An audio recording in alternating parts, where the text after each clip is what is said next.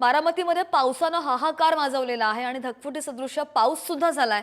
नदी नाल्यांना सुद्धा पूर आलेला आहे, तर रस्ते पूर्णपणे जलमय झालेत आणि या सगळ्यामुळे नागरिकांची मात्र दाणादाण उडाली आहे। नीरा डावा कालवा आहे आणि तो प्रवाहित झालेला आहे। बारामतीमध्ये पुराच्या पाण्यामध्ये अनेक नागरिक अडकलेले आहेत। रात्रीपासूनच बचाव कार्य सुरू आहे आणि या बचाव कार्यामध्ये आतापर्यंत 8 नागरिकांना सुखरूप बाहेर काढण्यात यश आलंय।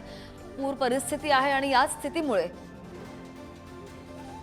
पवारांकडून सुद्धा या पूरग्रस्त परिस्थितीची पाहणी होतीये।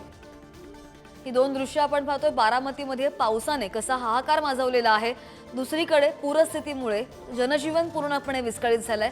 अजित पवार सकाळी 6 वाजल्यापासूनच या जो पूर आहे तिथे उपस्थित आहेत आणि या सगळ्याचा आढावा घेत आहेत, त्या सगळ्याची पाहणी करतायत। जनजीवन पूर्णपणे विस्कळीत झालंय।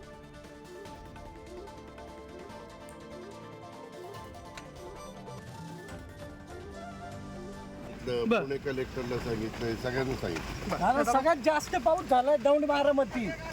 अरे झालाय तर वर्षाची सरासरी निम्मा पाऊस एका दिवसात पडला। 7 म्हणजे बारामतीतले आकडे 7 इंचाचे, आपली सरासरी 14 इंचाची। तर अजित पवार यांनी माध्यमांना दिलेली ही प्रतिक्रिया, त्यांनी जो आढावा घेतला तेच ते माध्यमांशी बोलत होते।